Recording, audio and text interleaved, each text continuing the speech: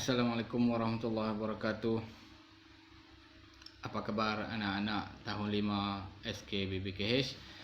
Saya harap kamu semua berada dalam keadaan sihat, sejahtera dan sentiasa dilindungi Allah Subhanahu wa taala. Baik, pada minggu ini untuk sesi PDPR minggu yang kedua, kita akan teruskan lagi dengan tajuk kita unit yang kelima, iaitu Bangkit Berjuang Penjajah Ditentang. Tajuk yang sama macam minggu lepas, tapi pada minggu ini cikgu nak lebihkan penekanan kepada penentangan, peristiwa penentangan yang berlaku. Seperti macam minggu lepas cikgu cerita secara sepintas lalu. Semua bermula dari Dul Said hinggalah ke Haji Abdul Rahman Limbung. Cikgu cerita sepintas lalu tentang latar belakang, sebab penentangan dan juga peristiwa penentangan. Dan pada hari ini cikgu nak beri penekanan kepada peristiwa penentangan. Okey, apa yang berlaku? Okey, kita tengok yang pertama sekali Dul Said. Okey, Dul Said seperti yang kamu tengok dalam buku teks kamu, dia dilahirkan pada 1773. Okey, kamu tengok sendiri yang tu. Cuma cikgu nak cerita peristiwa penentangan. Okey, dia bermula pada tahun 1831. 1831 ni berlaku pertelingkahan antara Dul Said dengan pihak British, sebab Dul Said tak puas hati dengan sebab British mengaku bahawa Nanning itu ialah kawasan jajahan British. British dia mai tempat kita, dia kata hak tu hak kita. Jadi Dul Said pun marahlah sebab dia penghulu di situ. Dia penghulu di Nanning. Nanning tu, untuk pengetahuan kamu, kalau law ni kalau kamu pergi Melaka, Alur Gajah. Nama Alur Gajah itu dulu ni adalah kawasan Nanning, ialah kawasan dikuasai oleh Dul Said. Dia menjadi penghulu situ pada umur dia 26 tahun. 26 tahun, dia masih muda lagi. Dia telah menjadi penghulu di kawasan Nanning. Penghulu ni kalau dia lebih kurang masa zaman tu, penghulu ni dia macam dengan menteri lah kawasan tu. Kalau macam zaman law ni, cikgu bandingkan dengan zaman law untuk nak mudahkan pemahaman, dia seorang menteri di Nanning. Dia menguasai kawasan Nanning tu. Mai pihak British kata Nanning tu hak British. Jadi Dul Said marah. Jadi pada 1831 British menyerang Dul Said, tapi dia kalah. British dia main dengan askar-askar Gurkha dia, askar-askar sepoi dia yang bawa main dari India. Dia bawa main dari India sebab India masa tu di bawah jajahan British. Dia bawa main serang Dul Said, tapi kalah. Dia kalah untuk kali pertama sebab masa tu Dul Said dibantu oleh orang-orang daripada Negeri Sembilan, dari Sungai Ujung, dari Seri Menanti. Dia dibantu oleh Raja Ali. Raja Ali tolong dia. Kemudian 1832 pula, setahun lepas tu pula, yang ni Dul Said telah tewas. Kalah sebab Raja Ali tadi ni, dia tak sokong Dul Said dah. Dia sokong British pula. Orang Melayu jugalah Raja Ali ni, tapi dia telah menyokong British. Akhirnya Dul Said pun kalah. Dan mereka bincang Dul Said dengan British apa semua tu. Kemudian Dul Said telah dilucutkan jawatan sebagai penghulu. Dia pun setuju. Dia dapatlah diberi Dul Said diberi pencen, maksudnya diberi bayaran bulanan. Diberi bayaran bulanan. Jadi dia pun dapat tanah untuk buat untuk dia bercucuk tanam, dan dia dibawa tinggal di tempat lain di Melaka jugalah. Akhirnya macam itulah berakhirnya perjuangan Dul Said. Okey, kita teruskan. Yang ni rentak pula. Rentak di mana? Ingat tak rentak di mana? Rentak di Sarawak. Di Sarawak dia menentang siapa? Dia menentang James Brooke. Okey, rentak menentang James Brooke. Okey, rentak ni dia seorang pahlawan yang hebat. Dia mengetuai orang-orang Iban di Sarawak. Dia marah sebab James Brooke kata dia lanun. dia bukan lanun. Dia kata dia bukan lanun. James Brooke kata dia lanun. Kemudian apabila berlaku perasaan tak puas hati antara dua-dua orang tu, antara kumpulan Rentap dan juga kumpulan James Brooke, jadi depa pun berlakulah penentangan, peperangan. Okey, peperangan tu 2-3 kali depa serang. Kalau kamu tengok dalam buku teks kamu tu, nampak tak? Depa menggunakan sumpit yang beracun. Tapi tak berjaya. Rentap dia buat kubu dia dengan kayu belian. Kayu belian ni kayu yang sangat kuat. Kalau kamu tengok gambar dalam buku teks kamu tu, kayu belian ni kayu yang sangat keras. Dia kalau duduk dalam air lagi keras. Kayu belian ni. Dia hanya terdapat di Sarawak saja. Kayu belian ni. Belah-belah kita Semenanjung tak ada kayu belian. Kayu ni sangat kuat, dia buat Rentap buat kubu. Okey. Setelah 2 kali serangan, James Brooke dia serang untuk menewaskan Rentap tapi tak berjaya. Okey, kemudian untuk setelah beberapa kali penentangan tu, James Brooke duk serang, jadi Rentap pun dia mengundurkan diri. Dia undur diri, dia undur sampailah ke Bukit Sadok. Dah dia serang 2 kali dah. James Brooke dia ada meriam. Dia serang 2 kali. Kemudian dah depa bakar dah rumah-rumah panjang kampung Rentap ni. Rentap pun dia berundur, dia pergi tempat lain untuk mencari tempat yang lebih selamat. Kemudian pada tahun 1854 depa serang untuk kali kedua. Akhirnya Rentap dia tak boleh bertahan dah di situ. Dan dia pun berundur di mana? Berundur ke Bukit Sadok. Dia buat pula kubu di Bukit Sadok. Bukit Sadok ni adalah tempat yang tinggi. Jadi susah untuk James Brooke dan orang-orang tentera-tentera James Brooke ni nak naik ke Bukit Sadok tu. Bukit Sadok ni dia ada curam. Orang-orang tempatan saja yang tahu cara untuk naik Bukit Sadok ni. Dia buat dia kubu di Bukit Sadok. Kemudian James Brooke mai serang Bukit Sadok tak berjaya. Serang lagi tak berjaya. Kemudian dia serang untuk kali yang ketiga, dia bawa meriam yang lebih besar. Meriam yang lebih kuat. Meriam tu telah berjaya merobohkan kubu Rentap di Bukit Sadok ni. Akhirnya Rentap pun tewas. Rentap tewas dan dia telah orang-orang Rentap juga telah ramai yang terbunuh. Jadi Rentap pun dia telah berundur. Akhirnya dia berundur ke mana? Ke Bukit Sibau. Dia berundur ke Bukit Sibau. Dia duduk sana lamalah. Dia tak ada serangan apa dah lah. Orang-orang dia pun dah ramai yang mati. Dia pun dah tua. Akhirnya dia meninggal dunia di Bukit Sibau. Dia meninggal dunia di sana pada umur dia 70 tahun. 70 tahun dia meninggal dunia. Kira tua lah dia meninggal dunia. Dan dia dianggap pahlawan oleh orang-orang Sarawak sampailah ni. Depa buat satu kubur dia tu depa buat cantik lah di Sarawak. Kalau kita dapat buat rombongan pergi Sarawak, kita boleh tengok melawat tempat Rentap disemadikan. Okey, itu untuk Rentap di Sarawak. Okey, kita terus lagi kepada Sharif Masaho. Sharif Masaho ni di mana? Sharif Masaho ni peristiwa dia di Sarike, Sarawak juga. Dia lebih kurang tu lah. Ni peristiwa perentangan pejuang-pejuang kita ni berlaku lebih kurang 150 tahun, 160 tahun yang lalu. Lebih kurang macam tu. Semua pejuang-pejuang penentangan ni British, kita menentang British lebih kurang 150 tahun, 160 tahun. Okey, Sharif Masaho pula dia ni seorang pemimpin di Sarike. James Brooke samalah yang lawan Rentap tadi. Yang ni di Sarike, tempat lain pula.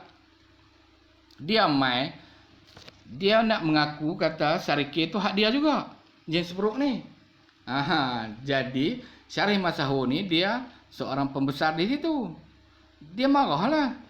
James Brooke duk main habaq kat dia. Jadi dia pun dia hantar orang untuk menjaga Syarikeh. James Brooke hantar Charles Brooke. Charles Brooke tu anak menakan dia. Dia hantar anak menakan dia. Keluarga Brooke juga. Mereka semua nama Brooke. Dia hantar orang dia untuk mentadbir di situ. Okey. Tapi Syarif Masahu tidak berdiam diri. Jadi dia pun serang kubu James Brooke. Di Kanwit tu ada satu kubu James Brooke. Tapi James Brooke dia ada merayam macam tu jugalah, macam tadilah. James Brooke dia ada merayam. Jadi Syarif Masahu juga tidak berjaya. Dan pada satu hari Syarif Masahu ni dia dalam pelayaran dalam sungai tu, ada satu sungai. Okey. Kemudian James Brooke telah menyerang Syarif Masahu dan membakar kapal-kapal rombongan Syarif Masahu ni. Dan Syarif Masahu juga telah berundur dan mencari perlindungan di Brunei. Dia pergi di Brunei dan akhirnya James Brooke pergi Brunei juga. James Brooke pergi jumpa Sultan Brunei, suruh halau Syarif Masahu, dan akhirnya Syarif Masahu telah dibuang dari negeri Sarawak dan dia mai ke Semenanjung dan dia tinggal di Selangor dan akhirnya dia meninggal di Selangor. Dia meninggal dunia di Selangor. Okey, berakhirlah perjuangan Syarif Masahu dan kawan-kawan dia lain. Ada yang dipenjarakan macam Datuk Patinggi Abdul Ghafur dipenjarakan di Betawi, di Jawa, di Indonesia. Lah ni Indonesia lah. Okey, berakhirlah perjuangan Syarif Masahu di Sarawak. Okey. Kemudian, kita teruskan kepada Datuk Maharaja Lela pula. Datuk Maharaja Lela di mana? Datuk Maharaja Lela di Perak. Di Perak ni dia menentang British bermula tahun 1875. Sebab mereka tak setuju dengan campur tangan British. Memang macam itulah perangai British pada zaman tu. Dia suka kacau tempat kita. Dia mai tempat orang Melayu, dia mai tempat orang tempatan tu dia kacau. Kalau di Sarawak dia kacau orang Iban. Kalau di Semenanjung dia kacau orang Melayu. Jadi mereka telah membuat bantahan terhadap campur tangan British ni. Datuk Maharaja Lela dan juga Sultan Abdullah dan juga pembesar Melayu tak setuju dengan campur tangan British di negeri Perak. Kemudian pada tahun 1875 mereka telah berpakat. Datuk Maharaja Lela telah berpakat mereka nak bunuh residen British. Residen British di Perak. Residen ni apa dia? Residen ni wakil kerajaan British yang duduk di Perak. Macam menteri jugalah. Macam British lantik menteri duduk di Perak untuk mentadbir kawasan Pasir Salak yang dikuasai oleh Datuk Maharaja Lela. Jadi Datuk Maharaja Lela tak setujulah orang duk main kacau tempat dia dan mereka telah berpakat untuk membunuh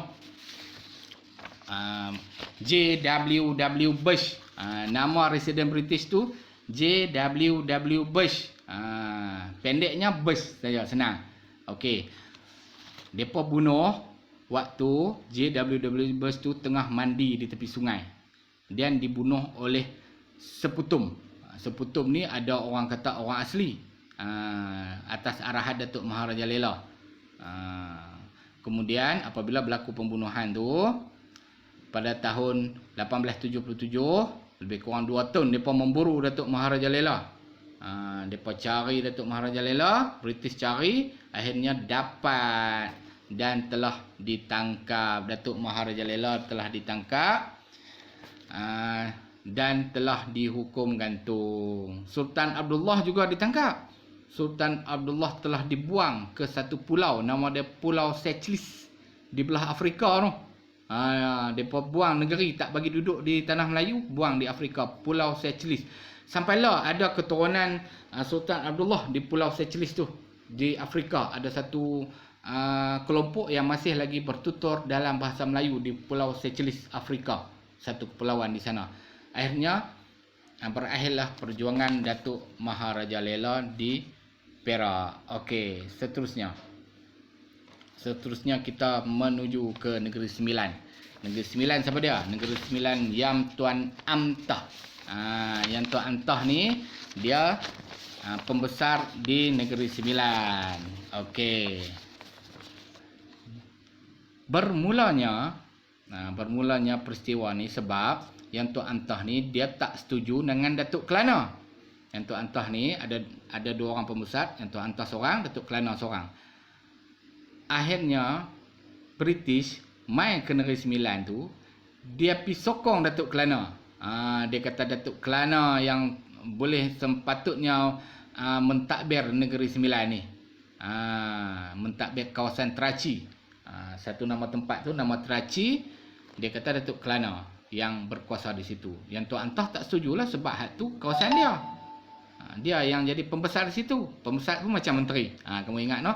Pembesar pun macam menteri pada zaman lah ni. Okey, kemudian berlakulah pertempuran.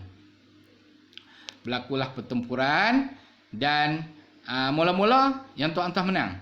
Yang Tuan Amtah menang dan dia boleh menguasai beberapa tempat. Antaranya dia menguasai Bukit Putus. Bukit Putus satu tempat yang untuk menyeberang dari Kuala Pilah nak menuju ke Teraci. Ada satu nama tempat tu, nama Bukit Putus.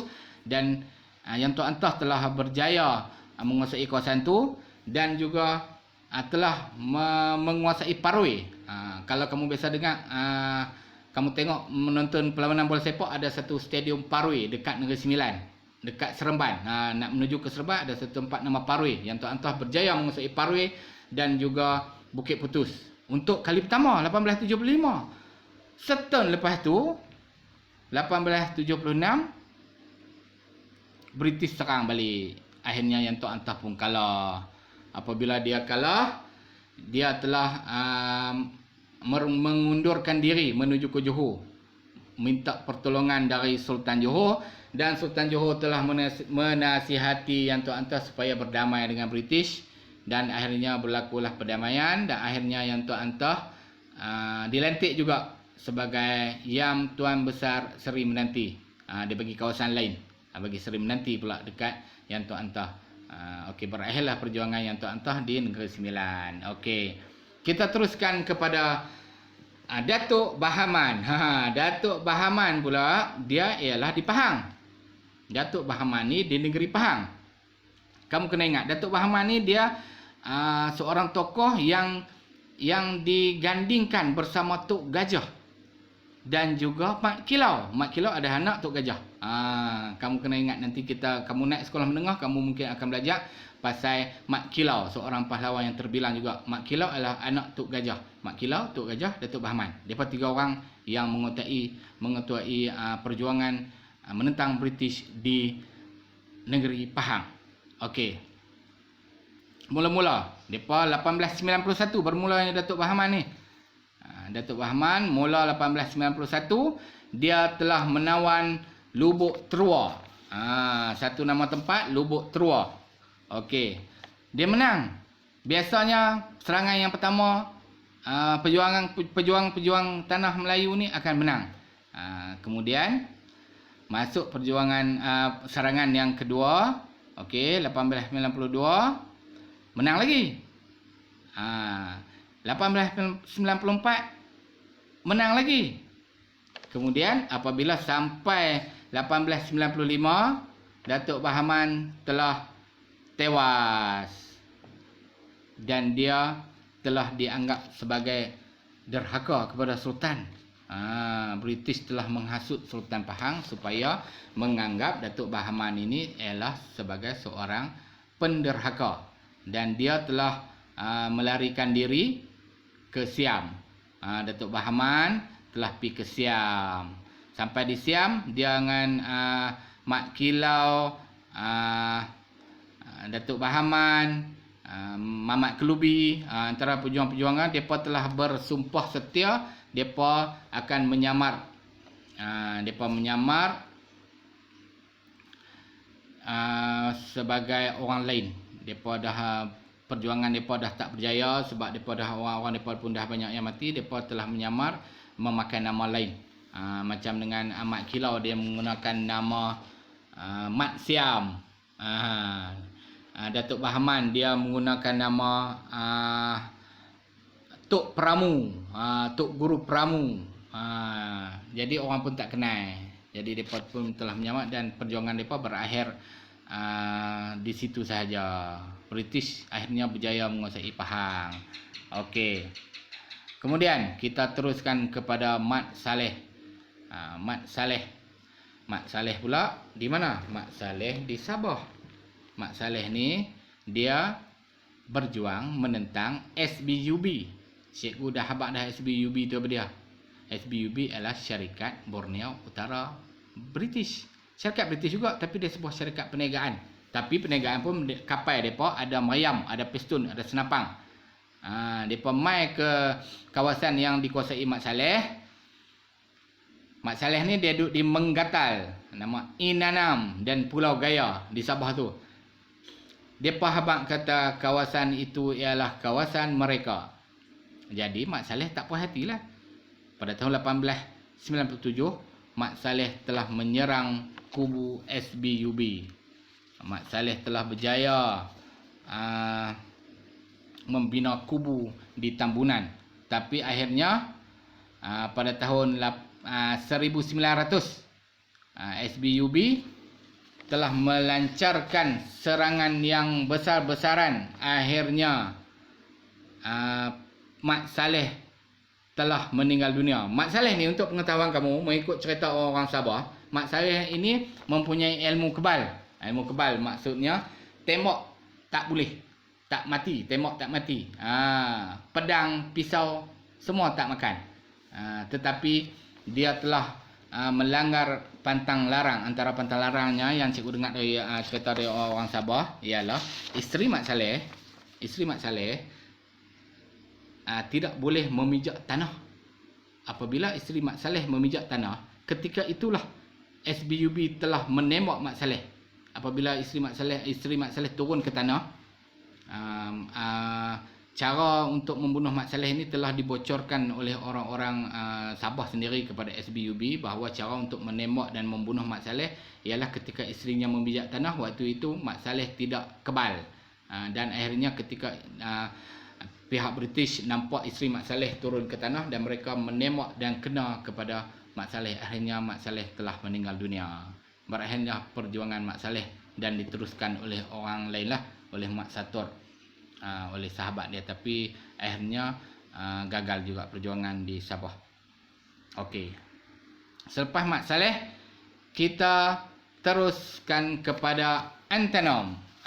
Antenom di mana? Antenom juga ialah di Sabah. Antenom di Sabah juga berlaku penentangan selain daripada Mat Saleh, menentang SBUB juga Antenom pun. Antenom ni dia seorang yang pahlawan yang sangat hebat.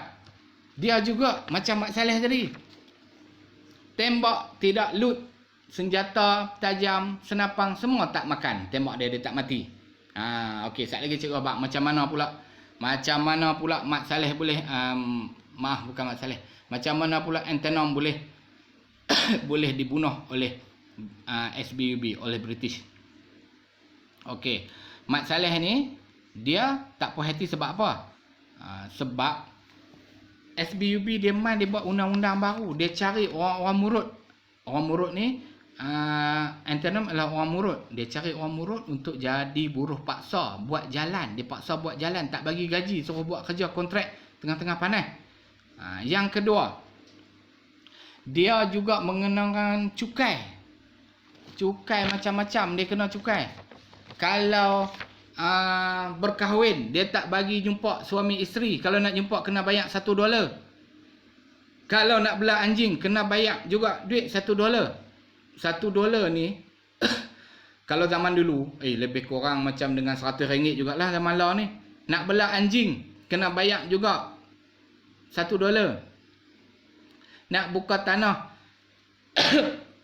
Maaf saya terbatuk sikit. Nak buka tanah, nak buat tanam padi, kena banyak duit dekat SBUB. Jadi Antonom marahlah. Mai tempat dia buat pandai-pandai. Jadi pada tahun 1915 Antonom telah melancarkan serangan. Tapi depa serang guna pedang, guna sumpit, macam tu je lah. Akhirnya setelah beberapa kali serangan, Antonom tidak berjaya untuk menewaskan SBUB. Dan dia telah ditangkap. Dan telah berlakulah perbincangan. Ditangkap, dibincang. Akhirnya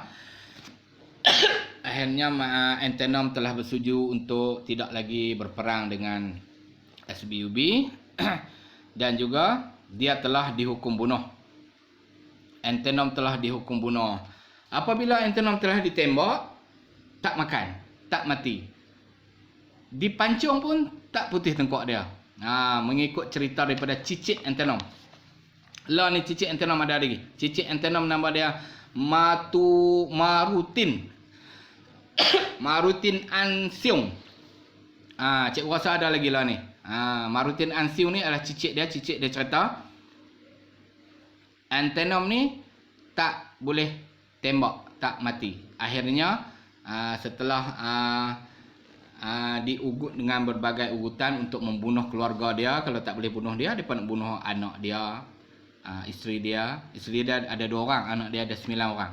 Dia nak bunuh semua anak isteri dia. Akhirnya Antonom pun terpaksa mengaku cara untuk membunuhnya ialah kena pancung dia guna pedang dia sendiri. Kena pedang yang Antonom punya baru boleh. Dan juga kena ikat tali. Tangan dia kena ikat dengan tali yang ada di pinggang dia. Ambil tali di pinggang dia. Di pinggang dia ada satu tali. Macam dengan akak tu. Kena ikat di tangan dia. Ambil pedang dia. Pancung dia. Akhirnya Antonom telah meninggal dunia. Dan dia telah diangkat sebagai seorang pahlawan oleh orang-orang Sarawak. Oleh kaum Murut. Dia adalah seorang pahlawan yang sangat disanjung tinggi. Berakhirlah penentangan Antonom di Sabah. Okey. Kita menuju ke Kelantan. Ke Kelantan ni perjuangan Tok Janggut, macam cikgu cerita lepas. Cikgu cerita minggu lepas. Tok Janggut dia panjang. Sebab tu nama dia Tok Janggut. Nama sebenarnya Haji Mat Hassan. Haji Mat Hassan ni dia telah dia tinggal di Pasir Putih. Di Pasir Putih dia telah menyerang British di Pasir Putih sebab serangan orang Melayu terhadap British dan juga orang-orang Sabah Sarawak terhadap British, sebab British mai kacau tempat kita, mai buat undang-undang baru, jadi menyebabkan orang-orang tempatan marah. Tok Janggut juga telah bermulanya penentangan Tok Janggut ni apabila British mengenakan cukai. Ambil buah nyok pun kena banyak cukai dekat British, kena banyak duit dekat British. Pokok nyok kita naik pokok nyok, buat turun buah nyok, British minta duit. Sedangkan pokok nyok tu hak kita. Sebab itulah Tok Janggut dan orang Melayu di Kelantan ketika itu tidak setuju. Akhirnya mereka telah melancarkan serangan dan berjaya menguasai Pasir Putih. Di Pasir Putih ni ada satu balai polis dan mereka telah berjaya menguasai Pasir Putih. Kemudian British telah membalas serangan Tok Janggut ini di Pasir Putih itu. Dalam perjuangan itu akhirnya Tok Janggut telah terkorban. Perjuangan Tok Janggut juga telah terkorban ketika serangan di Pasir Putih. Akhirnya berakhirlah perjuangan orang-orang Melayu untuk menentang British di Pasir Putih dan juga di Kelantan. Okey. Kita teruskan perjalanan kita ke Terengganu. Terengganu, Haji Abdul Rahman nama dia. Dikenali dengan Haji Abdul Rahman Limbung. Dia ni seorang ulama, dia seorang tok guru dan seorang cendekiawan, cerdik pandai. Dia juga boleh menjadi peguam.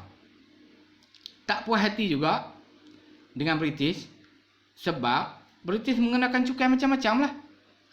macam-macam peraturan dia buat di Kuala Telemong di British. Dia menolong orang-orang petani-petani di Terengganu ni untuk mendapatkan hak mereka. Sebab petani di Terengganu nak buat tanam pokok pun kena bayar cukai, sedangkan tanah tu tanah yang diusahakan turun-temurun. Jadi mereka mengadu kepada Haji Abdul Rahman Limbung, sebab dinamakan Limbung sebab dia pernah mengajak di satu kawasan nama Limbung di Terengganu tu. Nama dia digelar Haji Abdul Rahman Limbung. Dia tidak menggunakan kekerasan, dia menggunakan undang-undang. Dan petani-petani yang melanggar peraturan telah ditangkap dan dibawa ke mahkamah.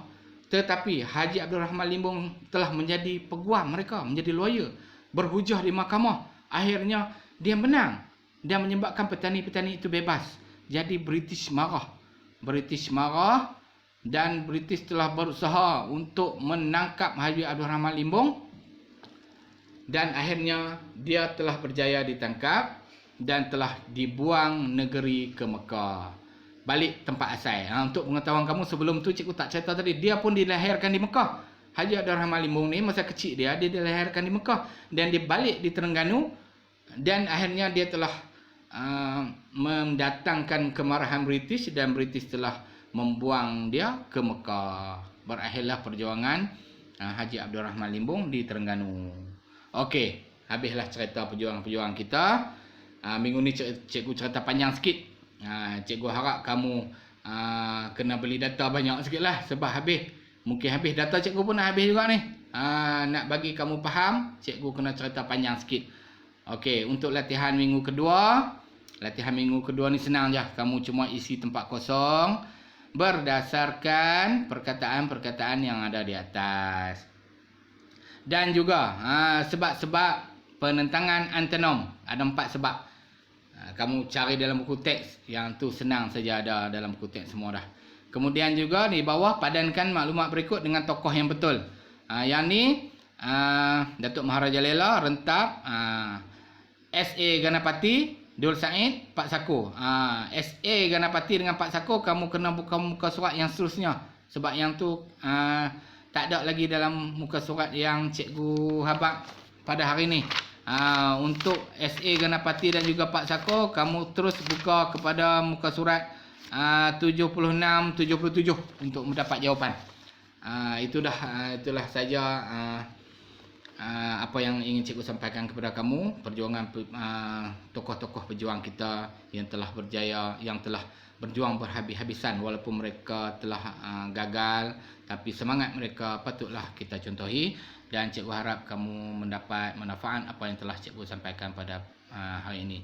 Sekian, Assalamualaikum warahmatullahi wabarakatuh.